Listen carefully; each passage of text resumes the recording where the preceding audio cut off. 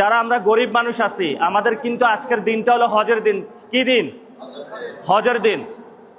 আল্লাহ তাআলা আমাদেরকে সবাইকে তৌফিক দান করুক। লিল্লাহি তাকবীর, লিল্লাহি তাকবীর, লিল্লাহি তাকবীর। আজকে ঐতিহাসিক ৬০ গম্বুজ মসজিদে আমরা সবাই নামাজ আদায় করেছি। আল্লাহ আমাদেরকে সবাইকে সুস্থভাবে নামাজ আদায়ের তৌফিক দিয়েছেন।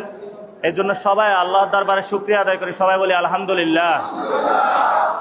এবং সবাই আল্লাহ রাব্বুল আলামিনের দরবারে আল্লাহর জন্য সবাই একবার তাকবীর দিই। লিল্লাহি তাকবীর, লিল্লাহি তাকবীর, লিল্লাহি তাকবীর।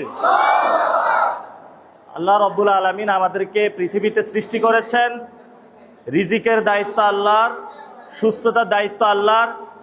এবং আমাদেরকে প্রত্যেকে নামাজে আমরা যখন আদায় করি, রব্বুল আলামিন যিনি হলো আমাদের প্রতিপালক, আমরা সবাই শুক্রবারে যারা আমরা গরিব মানুষ আছি, আমাদের কিন্তু আজকের দিনটা হলো হজের দিন।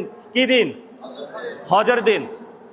আল্লাহ তাআলা আমাদেরকে সবাইকে তৌফিক দান করুক, যাতে আমরা সবাই উমরা হজ এবং বড় হজ আদায় করতে পারি এবং রাসূল সাল্লাল্লাহু আলাইহি ওয়াসাল্লামের কবর জিয়ারতের তৌফিক দান করে আল্লাহ। সাথে সাথে আমাদেরকে সেই আল্লাহ তাআলা রাব্বুল আলামিনের ঘর যাতে জিয়ারতের দর্শনের তৌফিক দান করে। সবাই বলি আমিন। তিনটা বিষয়, মসজিদে মসজিদে যাচ্ছি, নামাজ আদায় করতেছি শুক্রবারে, পুরো বাংলাদেশে ইনশাল্লাহ যাব তিনটা উদ্দেশ্যে। এক নাম্বার উদ্দেশ্য হলো মসজিদ ভিত্তিক সমাজ গঠনের জন্য। যদি আমরা মসজিদ ভিত্তিক সমাজ গঠন করতে পারি, তাহলে বাংলাদেশটা আমূল পরিবর্তন হয়ে যাবে। দ্বিতীয়ত বিষয় যেটা মনে রাখবেন, এই যে খান জাহান আলী রহমতুল্লাহ আলাই মসজিদের পাশে যেভাবে হলো সবুজায়ন করেছেন, পুকুর করেছেন, পুরো বাংলাদেশের যাতে এই মসজিদগুলোতে আমরা এভাবে রূপান্তর করতে পারি, সেই জন্য হলো আমরা সর্ব জায়গায় যাচ্ছি এবং আমরা ইনশাল্লাহ বাংলাদেশে এটা বাস্তবায়ন করব।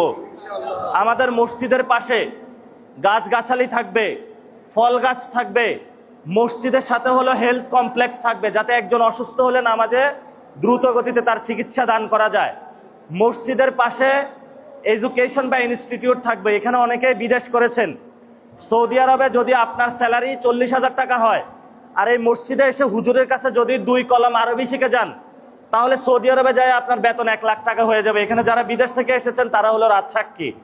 সৌদিতে আমি গিয়েছি, বিভিন্ন দেশে গিয়েছি। বাংলাদেশের মানুষ কথা না জানার কারণে অনেক অসহায় আছে। আপনারা মসজিদ ভিত্তিক সোসাইটিতে যাবেন, হুজুরদের কাছে যাবেন, আরবি শিখবেন। সৌদি আরব, কুয়েত, বাহরাইনে যায় বেশি টাকা ইনকাম করতে পারবেন। যারা বিদেশ করে এসেছে তাদের কাছে এই শিক্ষাটা আপনারা নেবেন।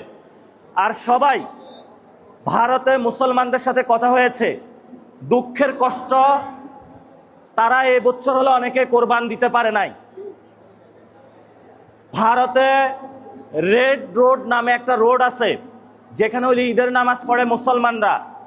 সেখানে এবার দ্রুত গতিতে নামাজ শেষ করার নির্দেশনা দেওয়া হয়েছে।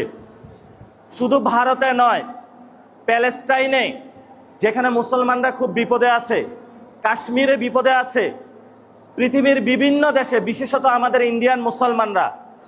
আল্লাহ তাআলা আমাদেরকে তৌফিক দান করুক এবং তাদেরকে তৌফিক দান করুন, যাতে আমরা ইসলামের যে পঞ্চম বিধান, যেই রাষ্ট্রেই থাকি না কেন সেখানে আমরা আদায় করতে পারি ইনশাআল্লাহ। এবং ভারতের মুসলমানদের পক্ষে আমরা আছি। সবাই আছেন ইনশাআল্লাহ? ভারতের মুসলমানরা যদি বিপদ